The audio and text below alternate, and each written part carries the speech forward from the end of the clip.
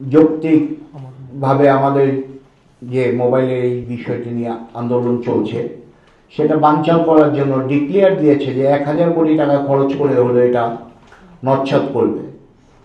তো পরিবার পরিজন নিয়ে আজকে আন্দোলনে রাস্তায় নেমেছে ব্যবসায়ীরা, মোবাইল ব্যবসায়ীরা। কারণ আজকে যদি আপনি ইনকাম না করেন আপনার পরিবার না খেয়ে থাকবে।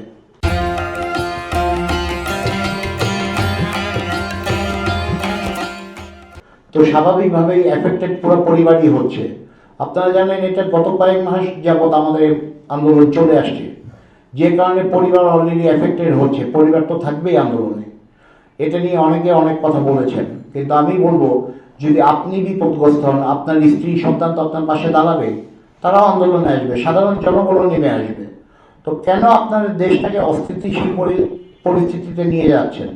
আপনারা সবাই জানেন প্রিয় সাংবাদিকবৃন্দ, সামনে জাতীয় নির্বাচন ঘিরে আইন শৃঙ্খলা বাহিনী থেকে শুরু করে সবাই কনসার্ন নির্বাচনটা কিভাবে সুষ্ঠুভাবে পরিচালিত হয়, জাতি কিভাবে এগিয়ে যাবে, তাদের ভোটাধিকার প্রয়োগ করে সামনের সরকার যে আসবে, সরকার গঠন করলে সেই সরকারই দেশকে এগিয়ে নিয়ে যাবে। এবং এই সমস্ত সমস্যার সমাধান কল্পে আমি বিশ্বাস করি আগামী সরকার ব্যবস্থা গ্রহণ করবে।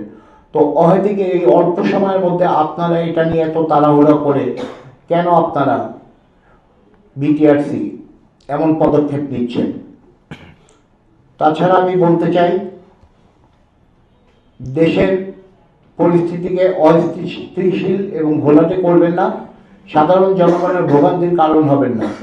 জুলাইয়ে যোদ্ধাদের রক্তের বিনিময়ে ফ্যাসিস্ট সরকার পালিয়ে যেতে বাধ্য হয়েছে। তো আজকে যে সরকার, অন্তর্বর্তীকালীন সরকার বসে আছেন, জুলাই যোদ্ধাদের রক্তের বিনিময়ে বসে আছেন। আপনারা এসেছেন, আপনারা দেশকে একটি সুন্দর অবস্থানে নিয়ে নির্বাচন দিয়ে চলে যাবেন, এটাই আপনাদের কাছে প্রত্যাশা।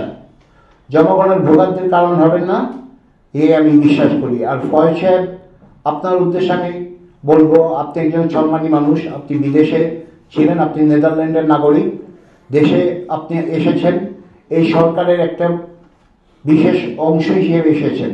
আপনি জাতির জন্য ভালো কিছু করবেন এটাই এক্সপেক্ট করি আমরা। আপনি কেন 25 লক্ষ পরিবারের ভোগান্তি এবং অভিশাপের কারণ হয়ে দাঁড়াবেন? আপনার নিজের পরিবার দিয়ে দেখেন, তাহলে আপনার অন্যের পরিবারের কষ্টটাও বুঝতে বোধহয় সহজ হবে।